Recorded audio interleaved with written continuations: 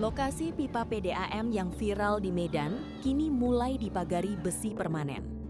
Namun, upaya keamanan ini rupanya belum menjadi solusi akhir bagi para siswa yang harus bertaruh nyawa menuju sekolah. Berada di ujung Gang Buntu, Sukadamai, Medan, Polonia, pipa ini satu-satunya jalur cepat setelah jembatan rel Belanda di sampingnya runtuh. Jumat kemarin, Wali Kota Medan, Riko Waas, meninjau langsung lokasi tersebut. Meski pagar telah dipasang, realitanya banyak siswa yang tetap memanjat. Mereka terpaksa melakukannya karena jika memutar melalui Jalan Afros, jaraknya bertambah jauh, lebih dari 1 kilometer.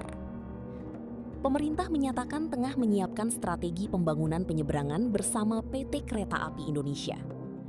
Kini, warga menanti bukti kapan jembatan permanen benar-benar kembali berdiri.